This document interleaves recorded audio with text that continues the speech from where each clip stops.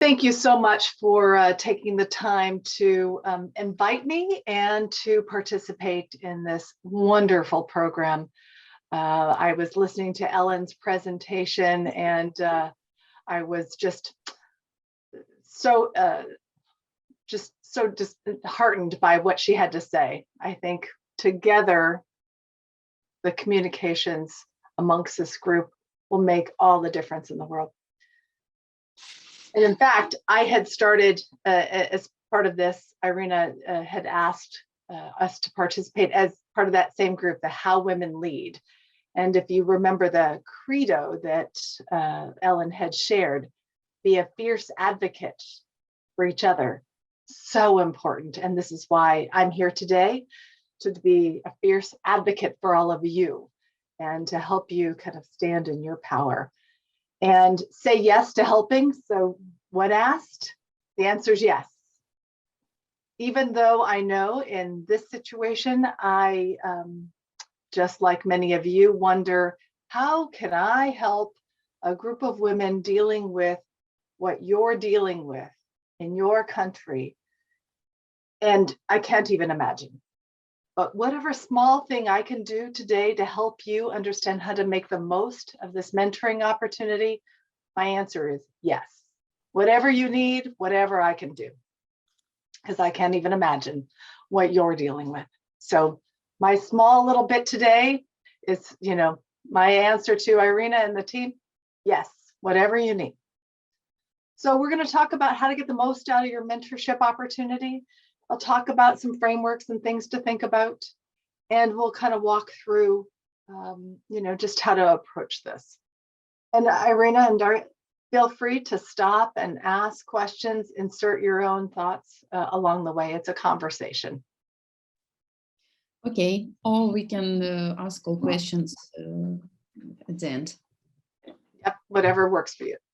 So we'll talk about the role of mentors, the role of a mentee. We'll use the GROW model as a way of thinking about the relationship that you will have between you as a mentee and the mentor. But remember, it's reciprocal both ways.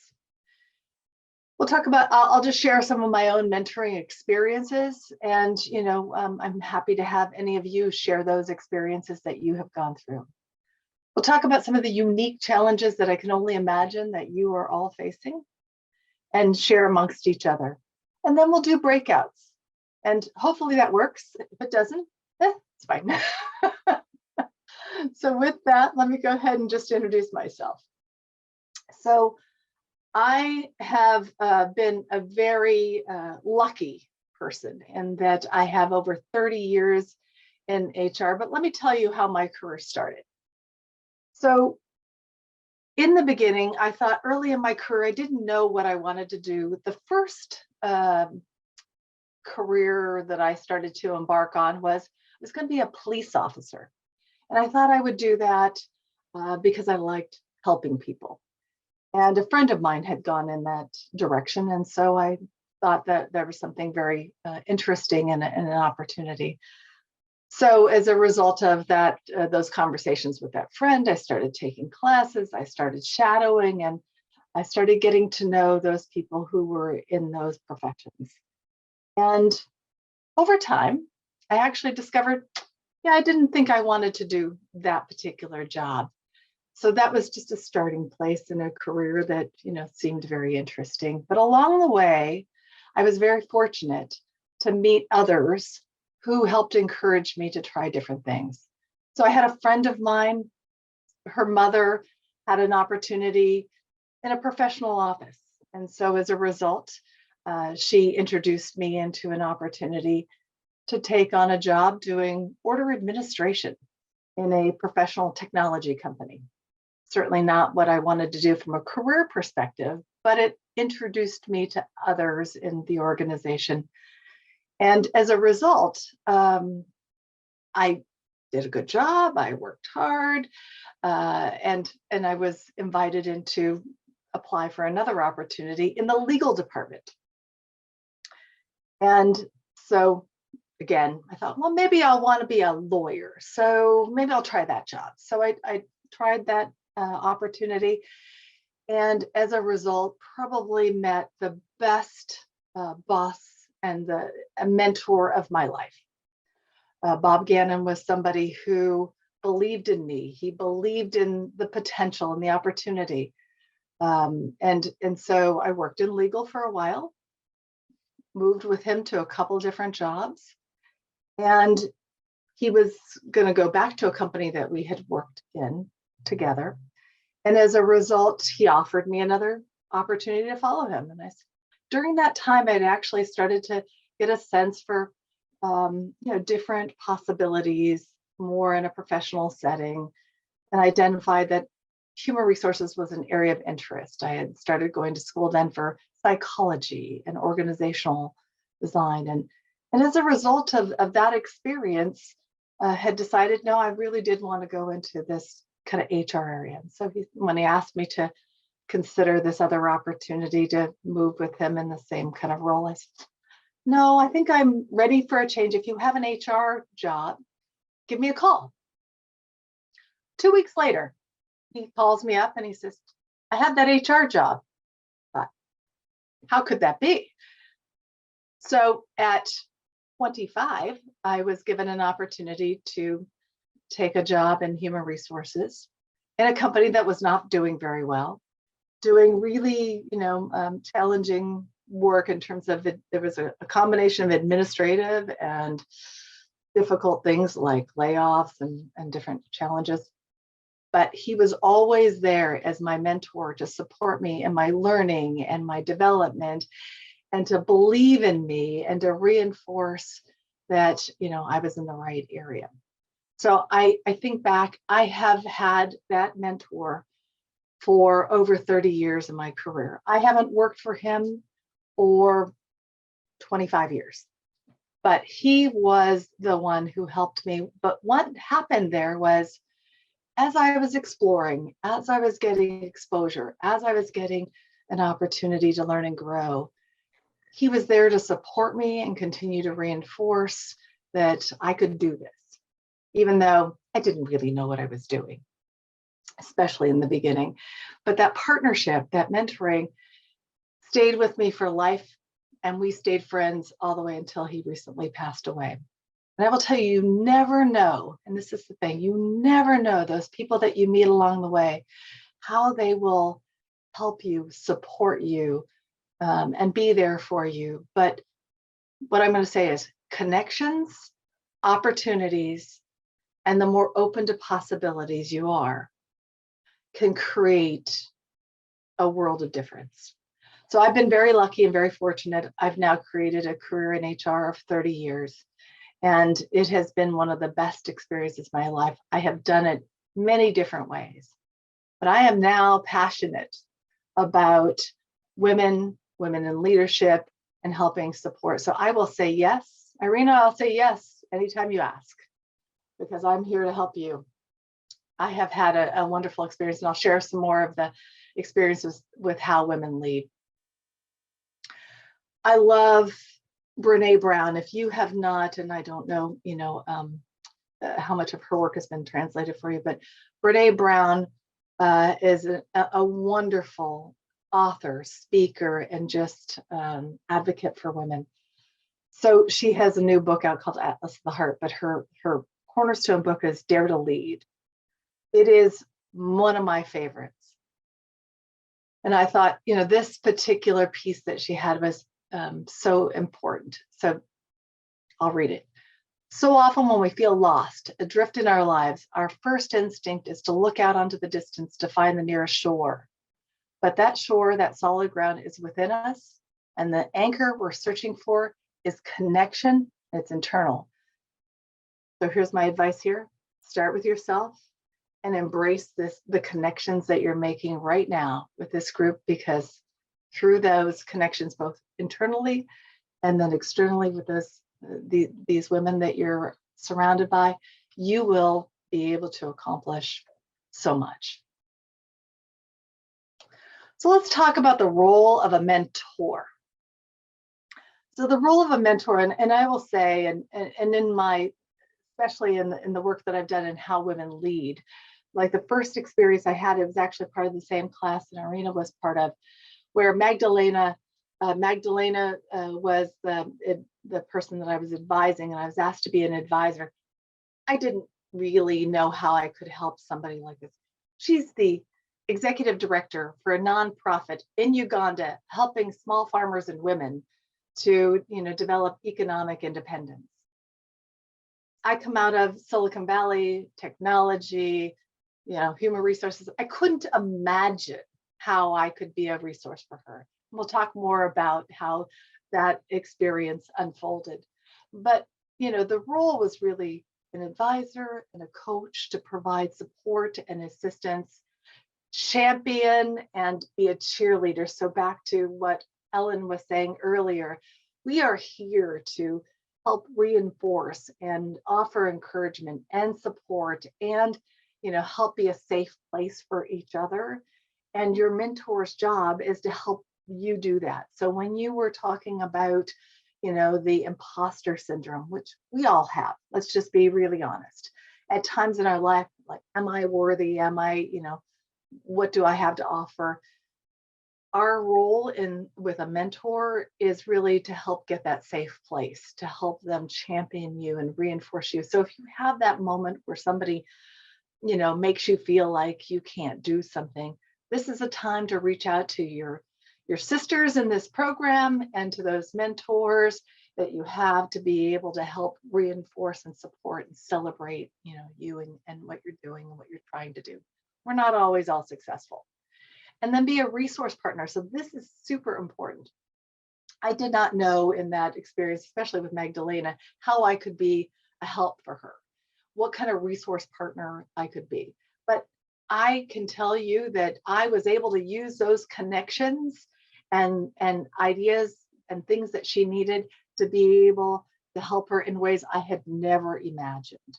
So the reason why, we've, selected some of the mentors that you've got here is because they have resources. So, your job will be to ask for help, and their job is going to be a resource to help you to get what you need.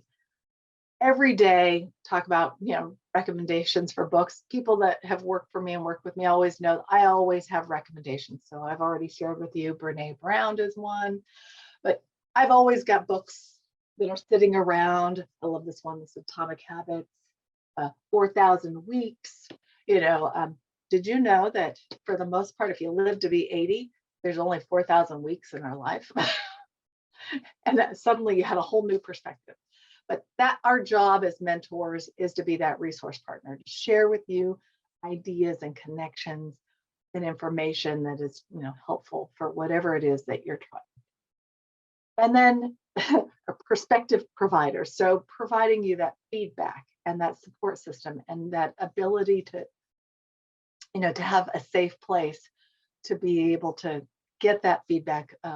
Ellen had said something about in a performance review, she had gotten some difficult feedback. We all get difficult feedback. We all need feedback, but it doesn't always have to be delivered in a way that makes you feel less than. So use your mentor to be able to provide you with that feedback and to help you weigh, the situations that you're in. So that's really the role of a mentor. But the important part is then, what's the role of a mentee? This relationship is all about you, but you're also responsible for driving that relationship. So the more you can identify what it is that you're looking for, and again, it's a journey. It doesn't have to be perfect. You don't have to have it all figured out. In fact, you shouldn't have it all figured out. But you're in charge of the relationship. So I'm going to tell you, ask for what you need, identify when you need help, and use those resources around you. Be a development planner. So your job is to think about what it is that, what are your goals? What are some of the development needs that you have? What kind of time frame are you looking for that? And then the mentor can help you. So the more you're clear about those goals that you have, the more they can help you. And I can tell you, in the relationships I've had, sometimes I've had very small goals. And sometimes I don't really know, and I just need a guide to help me walk through the journey. So, and we'll talk about what that can look like. And then a resource partner also for your mentor. You're going to be a partner who's going to help them identify, how to help you, how to journey along the way. It's a two-way reciprocal relationship. So, you can bring, so for example, I've never lived through what you're living through. I don't know what it's like. Your job would be to help me to understand how to help you and what it's like. So one of the first things we would want to do in developing that relationship would be spend time educating and helping inform those people working with you what you're dealing with, who you are, what's important to you. And then again, being a learning partner, because it is a partnership. So how to make the most out of the mentoring relationship is to make those connections, be open to possibilities, and create opportunities, and then be there in partnership. So how to think about the relationship in that mentoring. This is just a framework, and it's a very common framework called the GROW model. It's a way to just kind of break down the relationship in the mentoring engagement. So G in GROW is goal. What do you really want? And again, if you aren't clear about that, maybe that's what you want. Maybe your goal is to get clear about what you want in terms of your career possibilities for you in your life. Reality, where are you now? So where do you sit? And there's some resources that I've provided that are in there. Map your career. One of the things to do is maybe spend some time just, where are you now? Where do you want to be? And start building that map, but start with where you are. And then opportunity, what can you do? And I'll provide you some tools as we go through the next couple of pages. And what are you going to do? It's always the question. There's a lot of possibilities, but what are you going to do? So the key of using this model, and this is something I encourage you, and so there's some resources again that takes you through that GROW model. So the tools are there. Asking these questions and getting, again, in that mentoring relationship, when you get started, spend some time building the relationship and going through some of these questions. So, what do you want to change? What really matters? How will you know if you achieve that goal? Boy, if that's not an interesting one, you're really kind of putting it all the way out there and say, okay, what would it look like if I achieved this goal? And imagining it, having that opportunity to vision. And so that's a great place to start.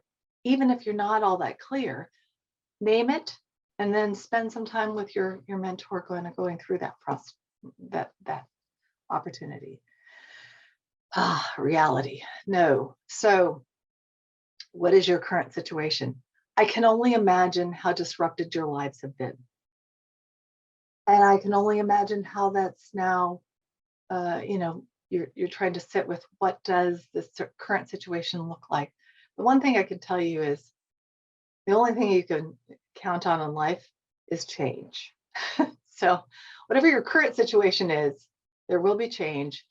And so have that opportunity to kind of ground yourself in that current situation and think about, what helped you, be successful in life. Spend some time. There's another resource that I've been providing. What were some of the peak experiences that you've had? Maybe what are some of the valleys? What are some of the tough times that you've had in your career? What might be holding you back? And maybe reflecting on that, current career map, where you've been, where you want to go, what have been those peaks and valleys in between, so that you can help to explore, what are the possibilities? And then what have you learned? That's why some of these resources are really helpful. And then opportunity. So discover, what are the options, maybe the strategies, those opportunities that are available for helping you to reach the goal. And one of the things about goals is they can change. But once you make a goal, then you can be clear about that. And if it changes, that's okay. You pick it up and you move it. So that's where, you start to really explore, what are the possibilities? What are the options? Who can help you? What are those connections? And as I mentioned, that How Women Lead organization that Ellen and I and Irina and others belong to have really helped provide those connections to others. And so, how have other people solved their problems? How have other people gotten to where they are in their career? What has been their journey and their story? What's your journey and what's your story?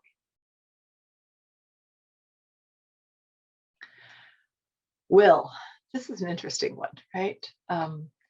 This is getting clear, and this is why it's so important to have some of these frameworks, just by writing down your goal, just by getting clear about it, you might then be able to start to map the path. And that's why mapping is a good one. In fact, Brene Brown in her latest book, Atlas of the Heart, talks about maps. And, it's a journey, and you kind of, you can't, if you don't know where you want to go, you don't know how you're going to get there, right? When you think about what do you use a map for, it's how to get from here to there. What ways are you going to do that? If you're going to take a journey, you have to decide the destination. You're going to have to decide when do you need to be there? What method are you going to get there by? Are you going to train, a plane, a walking, whatever? That's the idea here is, what kind of actions are you going to take if you're clear about the journey that you want to take and the destination? And again, that destination can change. But if you're clear about the journey that you want to take, you can start to make decisions about what you need to do, by when, and how you're going to approach that. So that just gives you a simple framework for maybe how to think about, engaging in this mentoring relationship. And then as you start to engage, spending time in the beginning, when you're assigned your mentor, spend time building that relationship. Maybe use this GROW model and some of the questions. And then also then agree on how you're going to work together. So there's a number of areas. Start with, taking the time to think about what's the time commitment in the relationship. How often are we going to meet? How are you going to communicate? I don't know the challenges that you face in communication alone. Do you have, you have the tools? Do you have the resources? Do you have stable internet? What are those things that you have? What do you need? How do you want to work with it?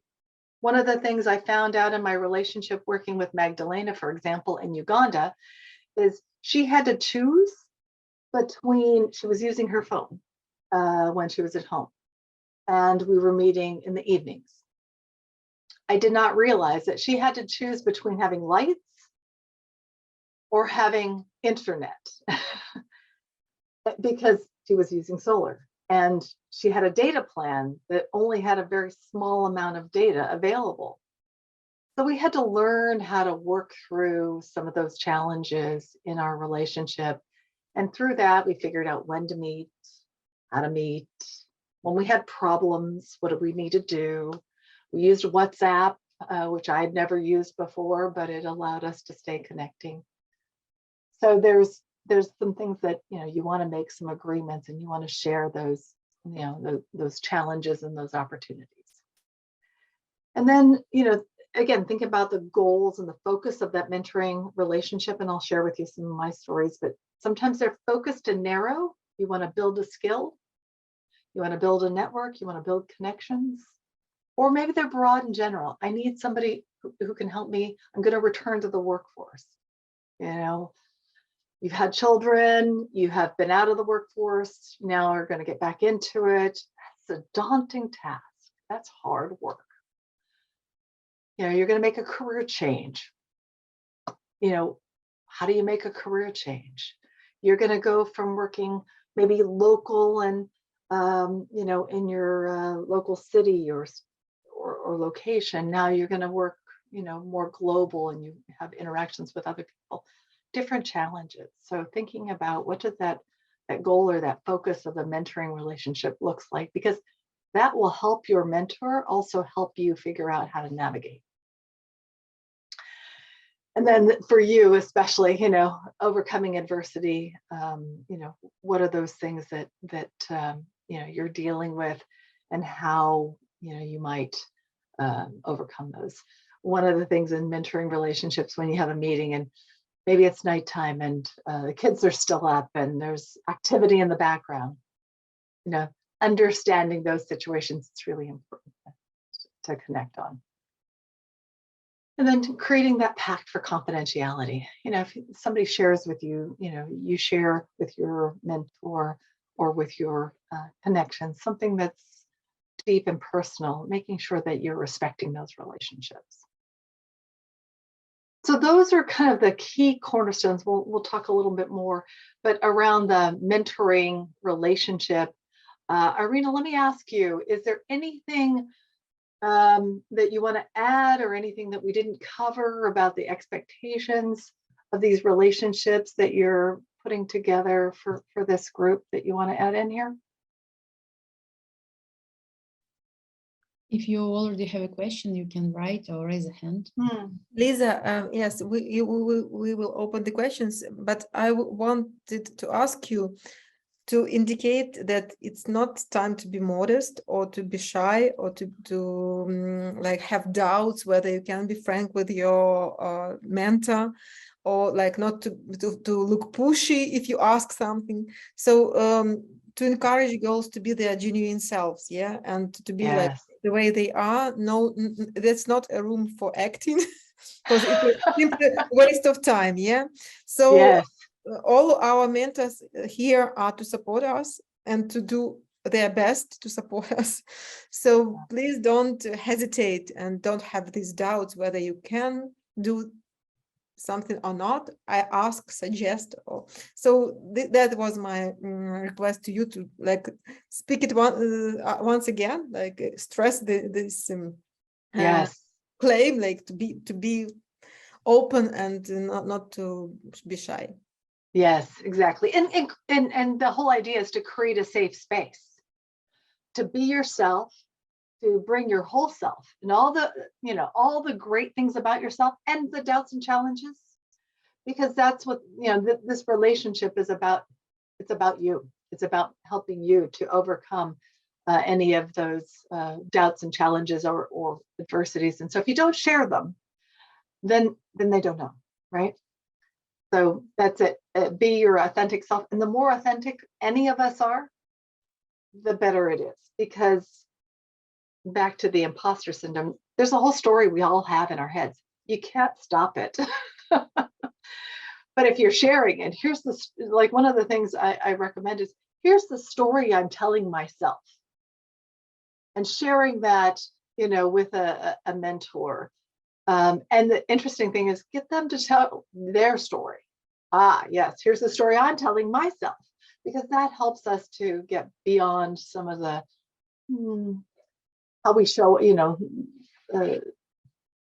the early, how we want to present always our best self, but that's not always our authentic self. So the key in this relationship is to be as authentic as you possibly can be.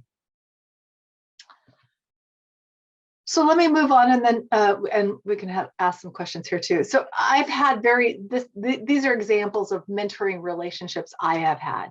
So at the bottom there is Magdalena and the work she was doing, where she was having a project to create economic capability for women by building these briquettes, and she was making that a new venture for her nonprofit. I had no idea how I could help somebody like this. One of the things that we did though is I helped get her access. So you see the Zoom, and so happens to be that I was very fortunate to work with Eric Ewan in the middle there, who was the founder of Zoom. So when I worked at Cisco, he and I worked together, and he has done amazing things, and he is an amazing person. But one of the things that I could do is connect her to Eric and his group to get Zoom access. And then when I realized the challenges with power, we were able to work on getting Magdalena access to a better, solar, and, helping to invest in her infrastructure there. And so, we spent a lot of time at first, just developing a relationship and then finding ways to make those connections that I had never had any idea how I could be of help to her. I have my nephew does marketing work, and he helped Magdalena put together a marketing brochure. That wasn't me, but it was one of my connections. So through our experience and our journey and those connections, we were able to do all kinds of great things, work on her solar, establish a global giving campaign where I could get people to contribute to her cause. And so, helping her get set up on that, helping figure out how to, get access to Zoom, so that we could work better together. So there was all kinds of things that came out of that relationship. And at the same time, I was also able to help her with, needed advice in human resources for her team. And so we were able to put together some training sessions and things of that nature that I had no idea, how that would evolve or how it could help. You see, the when cultures collide, one of the opportunities I had for a mentoring relationship was I was having trouble working with a team in Europe, and I wasn't really understanding how to get the best out of that working relationship.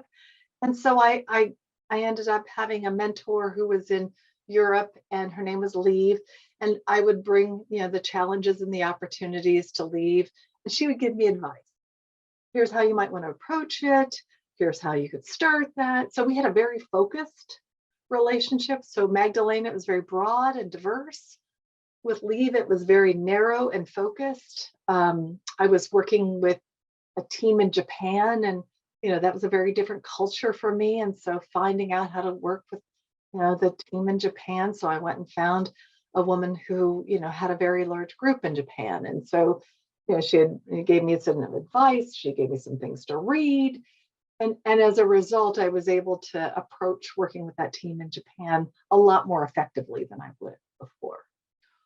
Or this at the bottom, you see these transitions of leadership. So as I was working on developing my skill in leadership development, there was a woman, Ellen Johnston, who was, an expert in leadership development. And so she had shown me some tools and resources and was an advisor to me. I ran into her 20 years later, and she did not know how influential she was in some of my work I had done in leadership development many years later. So I guess through that, I can say some of these experiences are very narrow and focused. Some are very broad. You never know how they're going to go, but you will both benefit. And I will tell you, I have gotten more from my mentoring experiences and being a mentor and a mentee than I ever thought possible. So as Irina said, be bold, be yourself, be open to how the relationships will go. And back to that grow model, if you do have a goal, the more clear you are about what that goal is, the easier it is for that relationship to blossom and for people to help you. But you don't have to have it very specific. You can, but sometimes, it can be broad as long as you're kind of getting clear about directionally what you might want to get out of the relationship. And again, you're in charge of it. So the key is, you can drive it any way you want. I thought before we talked about the situation that you're dealing with, maybe I love this poem. This young woman, Amanda Gorman, if you haven't seen her, she has spoken at the inauguration of the US president. And she was doing this particular poem as as the new year was coming in. And I just found her to be an inspiration. At the same time, the message in here is just beautiful. Hopefully you appreciate it. Let me just share it with you and feel free to ask. Together, mourning we come to mend, withered we come to weather, torn we come to tend, battered we come to better. Tethered by this year of yearning, we are learning that though we weren't ready for this, we have been readied by it. We steadily vow that no matter how we are weighed down, we must always pave a way forward.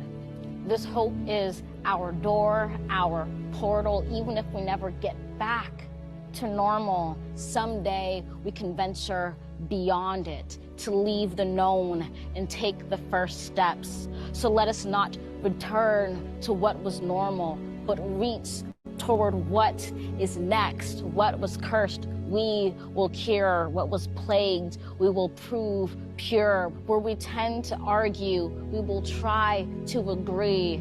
Those fortunes we forswore, now the future we foresee. Where we weren't aware, we're now awake. Those moments we missed are now these moments we make, the moments we meet. And our hearts, once all together beaten, now all together beat. Come, look up with kindness yet, for even solace can be sourced from sorrow. We remember not just for the sake of yesterday, but to take on tomorrow. We heed this old spirit in a new day's lyric in our hearts. We hear it for Old Lang Syne, my dear, for Old Lang Syne. Be bold, saying time this year. Be bold, saying time, for when you honor yesterday, tomorrow ye will find. Know what we fought need not be forgot, nor for none.